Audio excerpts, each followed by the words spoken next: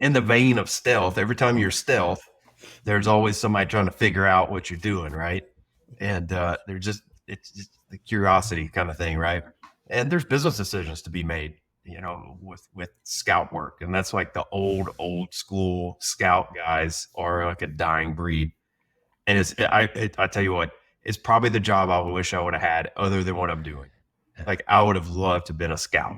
Like I just feel like it's the coolest thing. You're always trying to get somebody's business, figure out what's going on. But yeah, so Mike Stone, which I am going to have Mike on. Shout out to Mike. He was a scout. He's been a scout most of his career. And for those of you who don't know what a scout is, some of the newer landmen, it's before the drilling infos and all the software as a service, data management type companies, data gathering companies. You had to go out and figure this information out. You had to go sneak somebody onto a well pad to read a gauge, or you had to, in our case, when the Austin Chalk in Louisiana kind of flared up, it was probably 10 years ago now. Tons of leasing going on. We were doing work for 4 or 5 companies in Louisiana leasing, and EOG was drilling some of the first wells in the Chalk in southeast Louisiana. And the thing about the Chalk was it produced a ton of water, ton of salt water.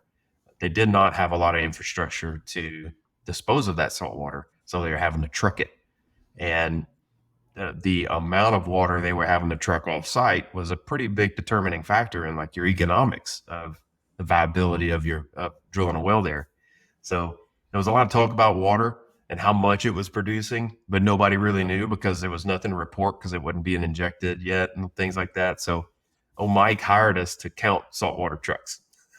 So we worked out deals with landowners to negotiate access to park a truck in their barn next to down the street from the pad, and we were tucked away in the barn, and we just had people counting saltwater trucks for weeks.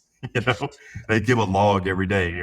42 saltwater trucks, came down the road, and Mike was just geeking out about it, and I was just loving life because we were like, sneaking around, hiding in barns, counting water trucks. It's stuff like that. It's just kind of anytime you're being secretive, people are going to want to know what's going on. And so Scout is like, they've lurked in the edges of stealthiness for, generations of landmen. Mm-hmm. Kind of a lost art. I really like to have Mike on sometime to just talk about those old stories and share some of that. Yeah.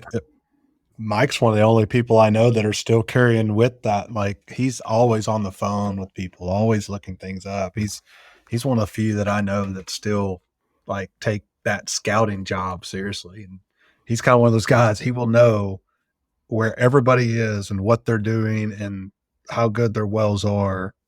All you gotta do is talk to him about it. Yeah. He In knows which it all. Mike was always really nice to us, and he would like buy us dinner. So, so and looking Yep. back, I was like, shit, somebody wants to buy me dinner? Like I buy me dinner? Like I don't have to buy your dinner? And come to find out, he was just milking us for information. Yeah. Yeah. That's great. Exactly right. But it's all there.